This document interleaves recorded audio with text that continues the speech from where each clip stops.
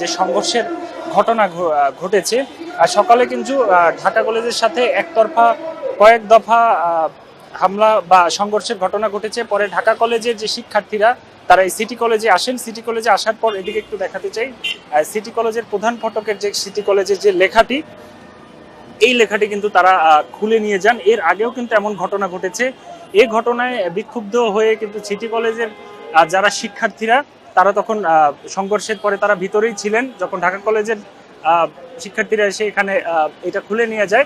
এরপরে ঠিক পরিস্থিতি নিয়ন্ত্রণে ছিল, পুলিশ নিয়ন্ত্রণে করেছিল। এরপর 20 মিনিট এখানের পরিবেশ শান্ত ছিল। তার পুলিশ কি জানি বুঝতে পারি না, পুলিশ হঠাৎ করে আইসা ঢাকা কলেজের ওইদিকে যাইতেছিল স্টুডেন্টরা, পুলিশ হঠাৎ করে তাদের উপর হামলা করে দিছে। কিন্তু শুরুতে ঢাকা কলেজে যে আমাদের কলেজের প্রতিটা খুললা নিয়ে গেছে, কিন্তু পুলিশ তাদেরকে কিছু বলে না। আমাদের কলেজের শিক্ষার্থীদেরকে বেদরম মারধর করছে। মারধর করতে করতে একটা হসপিটালে যায় দেখেন কিভাবে ভর্তি হয়ে আছে, ইচ্ছারম পিটাইছে পুলিশ। মানে এরা যে পুলিশ বোঝা যাচ্ছে একটা সন্ত্রাসী লীগ। যেটি দেখছিলাম এখানে একজন সিটি কলেজের যে শিক্ষার্থী তিনি নানা রকম অভিযোগ করছেন।